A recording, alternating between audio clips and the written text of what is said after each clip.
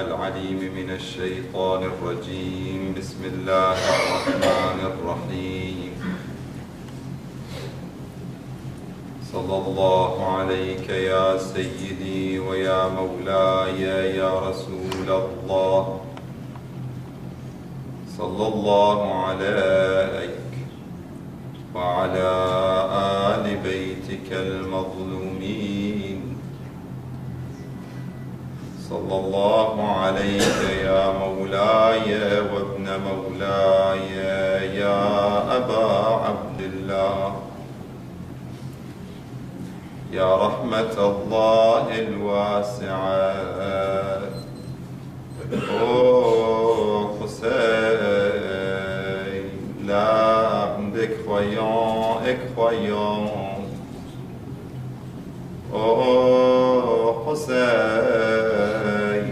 porte de la miséricorde d'Allah. Oh Hussein, étranger, opprimé, assoiffé. سيدي يا ليتنا كنا معكم فنفوز فوزا عظيما. اللهم صل على محمد. قال الله تعالى في محكم كتابه المجيد: بسم الله الرحمن الرحيم. ليجزي الله الصادقين بصدقهم ويعذب المنافقين إن شاء أو يتوب عليهم إن الله كان غفورا رحيما. Afin qu'Allah récompense les véridiques pour leur sincérité et châtie, s'il veut, les hypocrites ou accepte leur repentir, car Allah est pardonneur et miséricordieux. Décorez ce majlis avec salat ala Muhammad wa al Muhammad. Allahumma salli ala Muhammad wa ali Muhammad. Mes condoléances pour l'occasion de l'imam al-Hussein, la tragédie de l'imam al-Hussein alayhi salam et la fin du mois de Muharram. Cette occasion qui nous donne toujours la tristesse, mais en même temps les leçons qu'on peut toujours retenir et qu'on peut prendre de ces occasions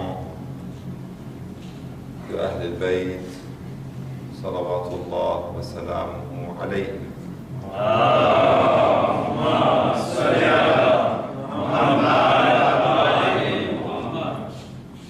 dans le verset de Surat Al-Ahzab, le verset 24, Allah subhanahu wa ta'ala, comme la dernière fois, on a expliqué un peu le verset et on a commenté le verset 23.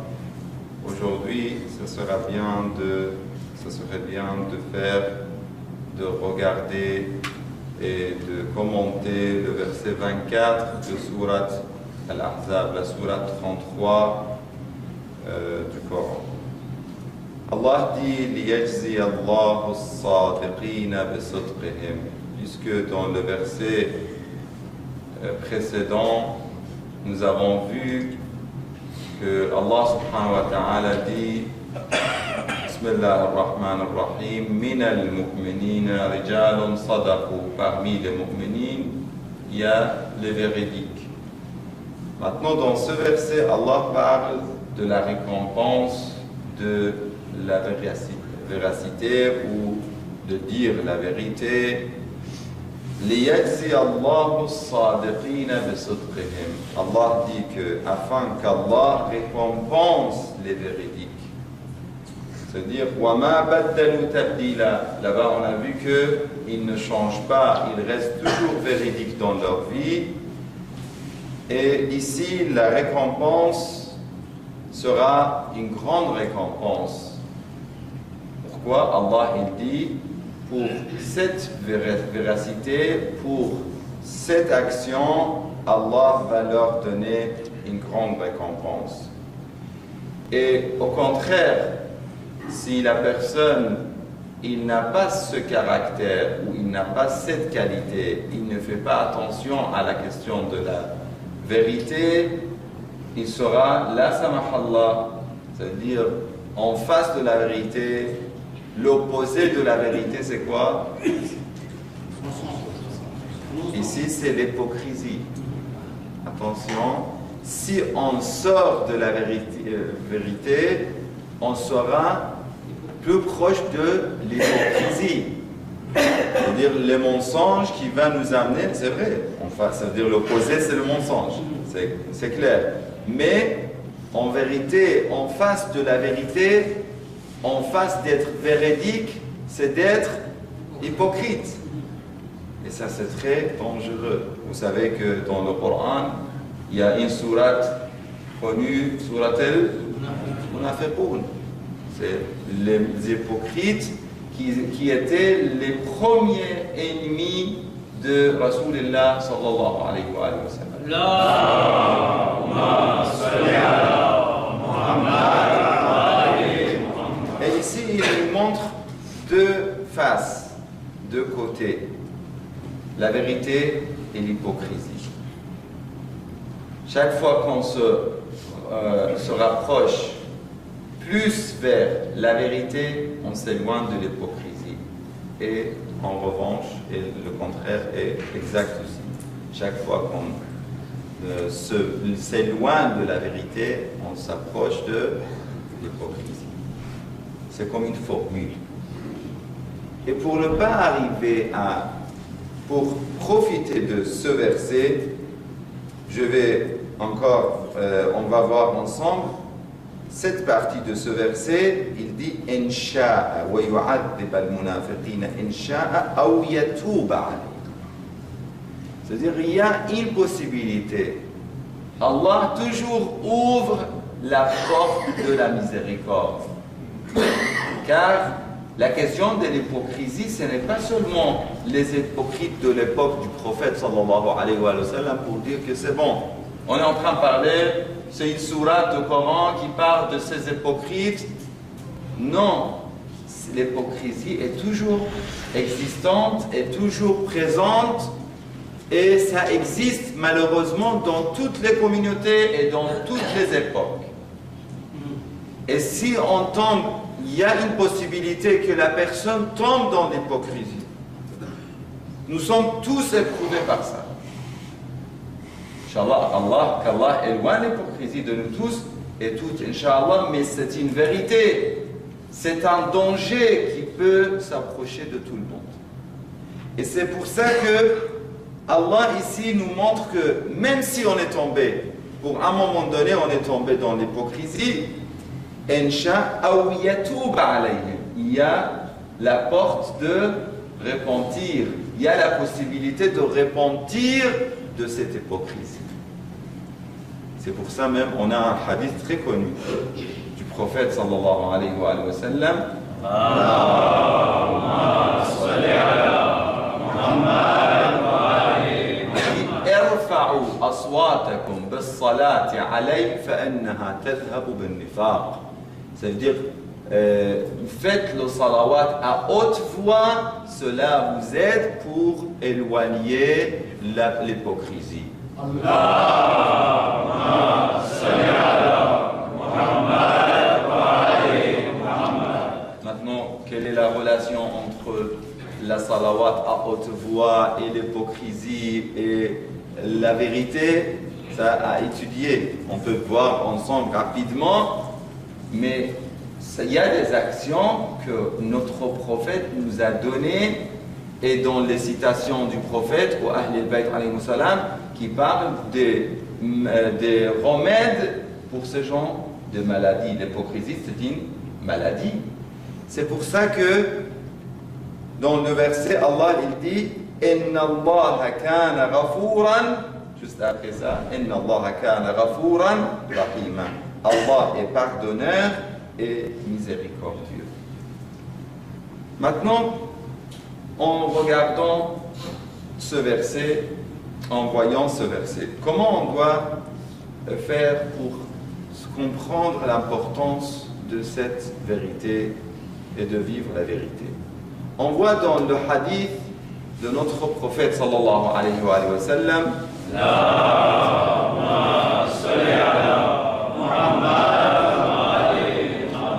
il dit La yastaqimu imanu mri'in.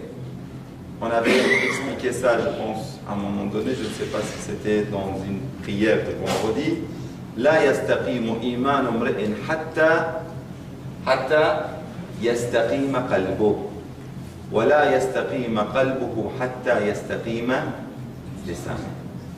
Ça veut dire que il ne peut pas avoir la droiture dans la vie, un mu'min, un abd, un serviteur, si son cœur n'est pas sur la droiture. Et si le cœur n'est pas sur la droiture, il ne peut pas avoir un cœur propre et dans la droiture d'Allah subhanahu wa ta'ala, s'il n'a pas une langue qui est préservée et dans la droiture d'Allah subhanahu wa ta'ala. Tout est lié. Quand on arrive à ça, on peut voir que toutes les questions sont liées à la langue de l'être humain. La langue. Comme l'histoire connue de Luqman, que vous connaissez sûrement, le cœur et la langue. Il lui dit, si le cœur et la langue sont bonnes, tout est bon. Et si ils sont mauvais, tout est mauvais. Ça, c'est une vérité. En voyant ce hadith, on se rappelle de notre imam, le 4e imam, Imam Zayn al-Abidin, sallallahu wa salamuhu alayhi. Allahumma salli ala Muhammad wa ali Muhammad. Cet imam qui nous a montré les exemples, quand on parle toujours des versets du Coran, on doit savoir que le premier exemple pour toutes les bonnes personnes dans le Coran, ce sont Ahlul Bayt alayhi salam. C'est pour ça que quand on voit l'imam alayhi salam, il nous montre les exemples, mais il pratique lui-même les exemples avant de nous donner. On peut dire facilement qu'il faut dire la vérité. Je peux dès maintenant jusqu'à demain dire qu'il faut dire la vérité. Et tout le monde sait qu'il faut dire la vérité. Tout le monde sait que la vérité, c'est l'opposé de mensonge, ou comme on a vu que les véridiques sont les opposés des hypocrites. C'est bon, on a su ça. Mais maintenant, qu'est-ce qu'on doit faire? Comment on doit arriver à ça? C'est pour ça qu'on voit l'importance de Ahl al-Bayt et la présence de Ahl al-Bayt dans la création du monde. Quand Allah subhanahu wa ta'ala a créé le monde, il a dit Laoulak lama khalaqtul aflak. Oh, ya Rasulallah, si ce n'était pas toi, si ce n'était pas grâce à toi, je n'aurais pas créé le monde entier. Pourquoi? Parce que une des causes de la création, c'était, comme vous savez, c'était l'adoration d'Allah subhanahu wa ta'ala. Et l'adoration d'Allah subhanahu wa ta'ala ne sera pas réalisée si le prophète n'est pas là. Le prophète, il est le moyen de la guidance. Et Ahl al-Bayt, bien sûr, quand on parle du prophète et des autres prophètes, et pareil, Ahl al-Bayt, ils sont les moyens, ils sont le chemin de la guidance, la voie de la guidance. Comment? C'est donc, par exemple, même l'importance de ce majalis que vous faites, et masha'Allah, vous donnez l'importance de ce majalis, vous venez au milieu de la semaine, au cours de la semaine, vous, malgré le travail, malgré tout, vous donnez cette importance. C'est pour quelle raison? C'est pour profiter de ces majalis. Pour profiter, et c'est l'imam, notre sixième imam, l'imam Sadiq alayhi salam,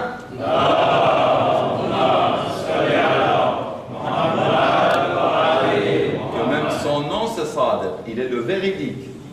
Et notre imam, il dit c'est majalis, on aime ces majalis. Faites vivre ces majalis, car rahimallah man ahya amrana. Que Dieu soit miséricordieux avec celui qui fait ces majalis. Pour quelle raison? Déjà pour consoler le prophète sallallahu alayhi wa sallam pour cette grande tragédie. Ça c'est une partie. Pour montrer notre affection pour Rasulullah et Ahl al-Bayt alayhi wa sallam. Ça c'est un côté. Mais aussi en même temps pour profiter de ça. Profiter de ça, voir qu'est-ce qu'il nous a dit le prophète et Ahl al-Bayt concernant cette question de la vérité. Dans le hadith du prophète, il dit, sallallahu alayhi wa sallam, il dit لا تنظروا إلى كثرة عبادة الرجل وصلاته وصومه وحجه وزكاته بل انظروا في صدق الحديث وأداء الأمانة. Ne regardez pas le nombre ou la quantité de l'adoration de la personne. Ça c'est un hadith très connu, mais regardez s'il est véridique et il donne le amana. Dans la question dans l'interprétation de ce verset, sadiqin, le mot sadiqin, ce n'est pas seulement la vérité. C'est pour ça qu'on voit la sadiqin en face de l'hypocrisie. C'est quoi la différence entre sadiqin et la vérité? C'est une partie, c'est la vérité, mais une autre partie, c'est de garder et préserver la langue de tout ce qui est mauvais et de tout ce qui est péché. Ça veut dire la médisance, c'est contre la vérité, d'être véridique. Si je vais être véridique, je ne peux pas faire la médisance. Si je vais être véridique, je ne peux pas faire la zizanie. Si je vais être véridique, je ne peux pas gâcher l'image de quelqu'un. Je ne peux pas salir l'image ou le nom de quelqu'un. Ça, c'est haram. Tout ça, c'est contre être véridique. Si je tombe dans ça, je suis en train de partir vers les hypocrites. Clair et net. Ou bien je suis véridique, ou bien je suis en train de partir vers les hypocrites. Et bien sûr, on a des degrés. Il y a des hypocrites que c'est fini. Le cœur c'est scellé, la langue c'est scellé, et le front c'est scellé. Parce que Iblis, il a embrassé ce front. Il a dit, après 40 ans surtout, il dit c'est fini. Vous connaissez ce hadith. C'est fini. Vous n'avez plus de... Vous êtes de notre parti. Vous être de notre groupe, c'est fini. Ça, c'est le hadith de Ahl al-Bayt alayhi salam. Ça veut dire il faut faire attention pour ne pas arriver à un point que Allah dit khatamallahu ala qulubi. Le cœur sera scellé, les oreilles seront scellées, fermées. Même si vous parlez avec eux, s'ils ne mettent pas les doigts dans les oreilles devant vous, mais c'est déjà bouché, fermé. C'est déjà fermé. Parce que même s'il écoute de cette oreille, il dit il n'y a pas de problème, j'écoute par cette oreille et je fais sortir de l'autre. Mais vous êtes en train de lui donner des conseils. Il ne veut pas entendre. Pourquoi? Parce que malheureusement, il est parti très loin dans l'hypocrisie. Et ça, c'est très dangereux.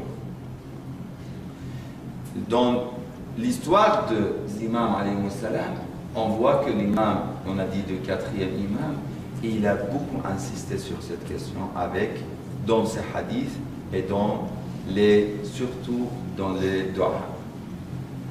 L'imam dans le doigt de Makarim al-Akhlaq, il insiste sur ce point, que je ne veux pas, mon Seigneur, arriver à un point que tu tournes, ça veut dire tu ne veux plus m'écouter.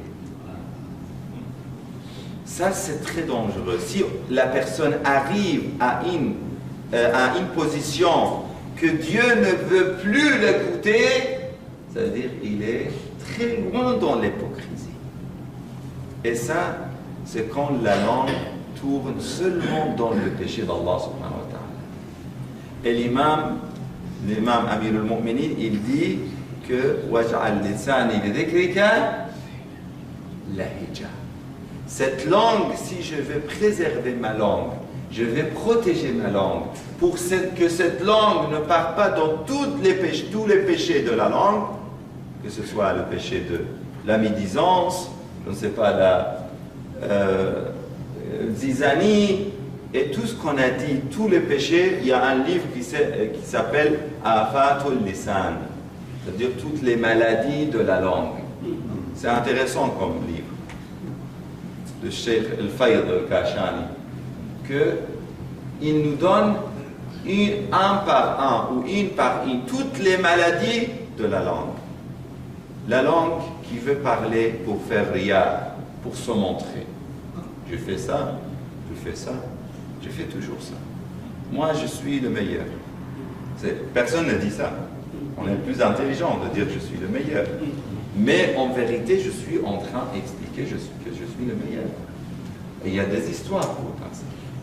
La personne qui faisait la prière, et je ne sais pas si c'est une blague ou non, mais qui faisait la prière, et les gens autour de lui disaient que, masha'Allah, il fait quelques prières. Il est très mu'min, il est très pieux. Vous voyez comment il fait la meilleure prière, comme les ubbad, les mystiques, les zuhad et les ascètes. Et lui, sans faire attention, il n'était pas très intelligent comme nous, comme peut-être ce pauvre. Et lui, il a dit que vous ne savez pas que je jeûne aussi. Ça veut dire, pendant la prière, il dit que je jeûne aussi. Et ça, malheureusement, c'est le problème de Bani Adam. Avec cette langue, il fait rien. Il parle de lui-même, toujours. C'est moi qui fais ça. C'est moi qui ai acheté ça. C'est moi qui ai construit ça. C'est moi qui ai aidé ça. Ça, c'est rien. C'est une de le riba, médisance, c'est une autre affaire. Le namima, ça veut dire de faire vraiment les zizanies entre les gens. Il vient vers toi, il te dit oui, aujourd'hui tu sais, si j'ai entendu parler de toi, mais moi j'ai défendu, j'ai dit ça, et l'autre jour il vient vers l'autre pour faire la même chose. Et toujours pour se montrer. Et ça, tout ça, ça revient, la langue. Pourquoi on a parlé de la langue et du cœur? La formule, c'est la langue, le cœur, qui sont liés à la foi, l'iman. La yastaqimu imanu ra'il. La foi ne sera pas une vraie foi s'il n'y a pas un bon cœur, et le cœur ne sera pas bon si la langue n'est pas bonne. Et pourquoi? Parce que c'est lié. Chaque fois qu'on a vu qu'il y a les autres effets, les autres influences aussi, ça veut dire qu'il y a tout ce qui est lié aux oreilles, aux yeux et aux autres membres, mais le plus important reste la langue. La langue. L'imam Zayn al-Abidin, est-ce que seulement c'est dans le dua qui a fait ça? Salam Allah alayhi. Est-ce que c'est seulement il a fait le dua? Non. L'imam Zayn al-Abidin, salam Allah alayhi, il partait, il faisait tous les jours le dhikr, malgré que lui, qui était l'imam. Il partait dans la maison sacrée. Jusqu'au matin, il faisait Subbuhun Quddus Rabbul Malaikati war Ruh. Il se prosternait devant la Kaaba et il faisait le dhikr pour Allah. Il pleurait toute la nuit jusqu'à ce que Taous al-Yaman, il vient pour lui dire que Yabna Rasulallah, tu vas mourir, tu vas perdre ta vie, tu fais beaucoup d'adoration, tu n'as pas besoin de tout ça, tu es le petit-fils du prophète sallallahu alayhi wa sallam. Qu'est-ce qu'il a dit? Est-ce qu'il a dit comme nous? Oui, non, alhamdulillah, on doit faire, oui. C'est-à-dire, des fois, on ne fait pas le riya déclaré, mais, alhamdoulilah, masha'Allah, c'est-à-dire, dans le cœur, il y a le riya. Au moins, c'est mieux, c'est un peu mieux. L'imam, non.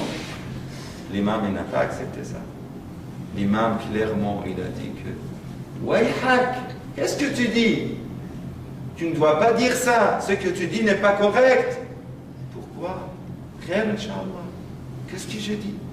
Il a dit, l'imam, alayhi salam, il a dit Inna Allah khalaqa al-jannata liman ata'a. La taqul asli, fasli, tout ça ne parle pas de mes ancêtres, de mes parents. Ne parle pas de tout ça. Regarde, parce que Allah a créé le paradis pour celui qui a obéi. Qui a obéi à Allah subhanahu wa ta'ala. Walau kana abdan habashiyya. Même s'il est un servant de Habasha, d'Éthiopie, africain, non, le paradis sera pour lui. Et inna Allah khalaqa an-nar liman asah walau kana ghulaman qurashiyya.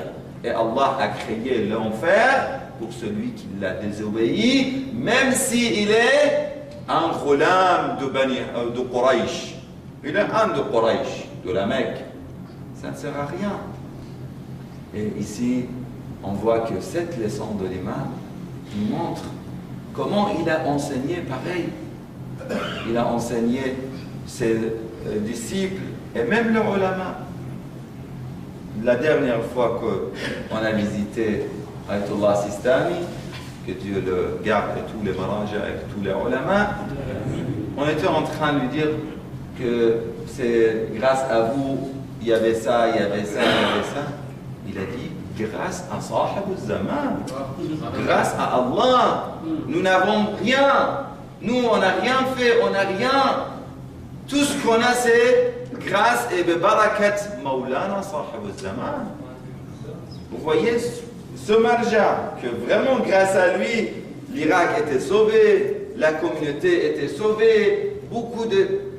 ce qu'il a fait pour la communauté, même musulmane, on dit en général, on ne va pas dire seulement les chiites, et même les chrétiens, là-bas les chrétiens le considèrent comme leur père, sincèrement. Pourquoi? Parce qu'ils voient que lui, il a protégé la communauté chrétienne en Irak, qui est minoritaire en Irak. Malgré ça, il a ouvert les Hussayniyat, il a demandé les gens, même Hussayniyat, laissez les chrétiens venir.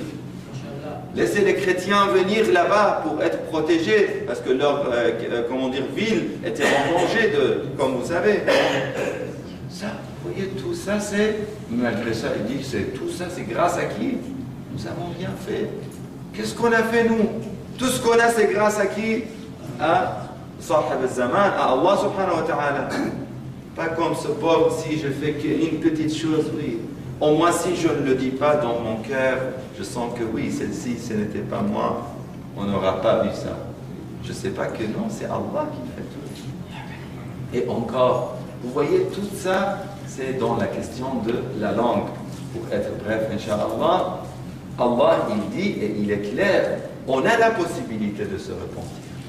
On a cette porte ouverte. ليغفر وكان الله غفورا رحيما. Allah est miséricordieux, il est pardonneur, il peut nous pardonner. Surtout ce soir, grâce à Ahl al-Bayt, salamullah alayhi. Quand on parle de l'imam, notre quatrième imam, on voit que lui qui a fait ce doua, il a enseigné ses disciples. Comment il a fait? Avec les gens qui étaient le plus proches, même des fois les liens familiales. On voit que l'imam, il y avait un de ses proches, il l'a insulté devant tout le monde.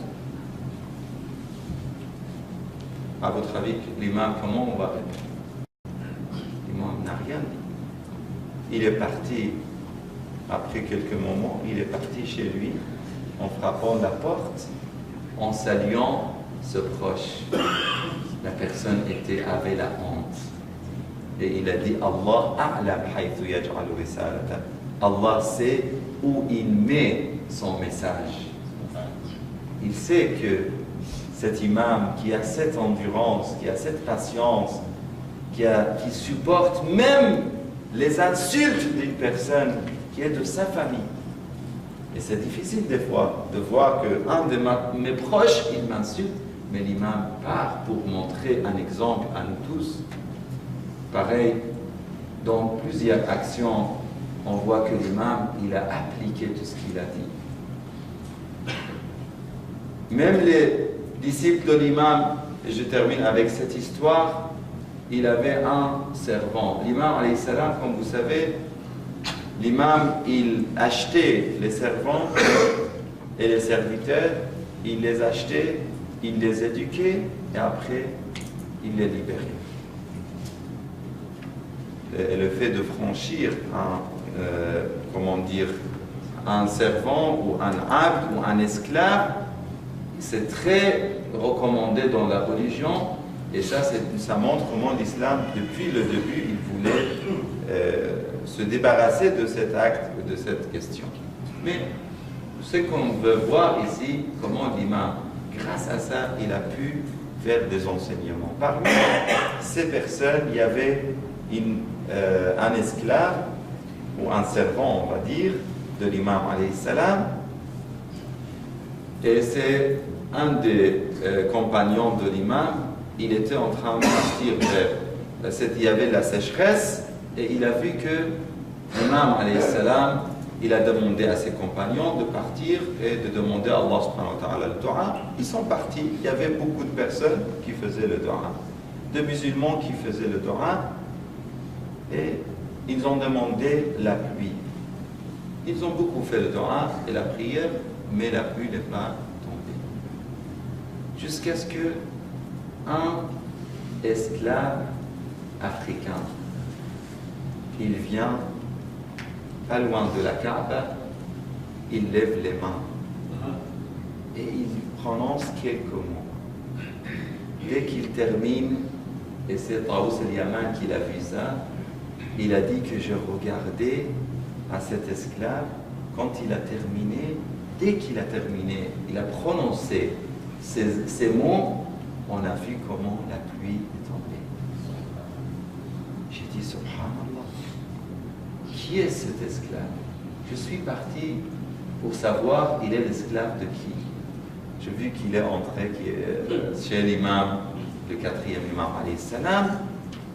Je suis parti chez l'imam. J'ai dit, Yabna Rasulullah, je vais acheter un de tes esclaves. Il a dit, moi je ne vends pas. Mais je peux vous offrir. Il a dit, d'accord. C'est qui? Ils sont venus. Mais, sauf l'esclave qui a fait le dua. Il a demandé après cet esclave. Il a dit, non, ce ne sont pas ces esclaves. Il y a encore une autre personne. L'imam a demandé, est-ce que quelqu'un n'est pas venu? Ils ont dit, oui, il y a telle personne qui est malade et qui n'est pas venue. Et ils ont demandé que vous amenez cette personne. Quand il est arrivé, il a dit, oui, c'est cette personne que je veux. L'imam, il a dit, pour quelle raison? Il a dit, j'ai vu telle action de lui. Lui, il a pleuré. Il a dit, pourquoi et comment tu veux me priver de mon imam? Moi, je veux rester avec mon imam. Je vais rester avec l'imam, 4e imam, l'imam Zayn al-Abidin. Pourquoi tu veux me prendre, tu veux m'éloigner de mon imam? Ça sera un châtiment pour moi, ça sera une punition pour moi. Et malgré ça, l'autre, il a dit, c'est bon, je ne veux plus, tu restes chez ton imam et il n'y a aucun problème. Malgré ça, quand il est parti, ils ont dit à cette personne, tu ne veux pas venir pour les préparations du funérailles de cette personne, de cet esclave. Il s'est étonné. Pourquoi? Il a quitté le monde? Oui. Pour quelle raison? Il a levé les mains. Cet esclave qui a vous voyez, cette piété. On a parlé de la riya, de la question de riya.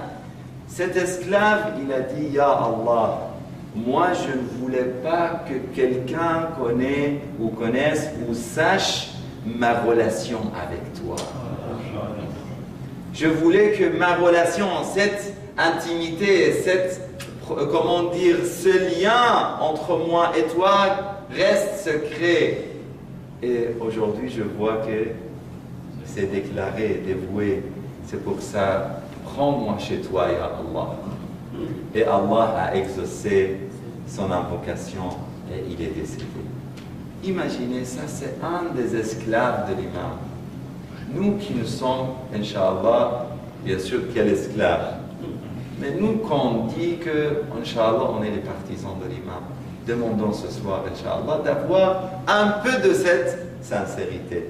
Liyajzi as-sadiqin, je termine, liyajzi, le verset dit, sadiqin bi sadqihim, qui récompense que Dieu, afin que Allah récompense les véridiques pour leur sincérité. Qu'Allah nous donne cette sincérité, Inch'Allah, bihaqq l'imam Zayn al-Abidin. Ce soir, comme c'est l'habitude ou c'est les traditions, on part à Koufa. On a quelques minutes. On part à Koufa avec la caravane de l'imam Zayn al-Abidin, salawatullah wa salamuhu alayhi. Cet imam opprimé, l'imam Zayn al-Abidin, salawatullah alayhi, qui était connu par l'imam al-Sajjad et aussi par l'imam al-Bakka. Vous savez, le Bakka, le mot Bakka, ce qui pleure énormément, abondamment. Pourquoi? Il pleurait pour Allah, subhanahu wa ta'ala, la crainte d'Allah, subhanahu wa ta'ala. Mais aussi, il pleurait pour la tragédie de Karbala.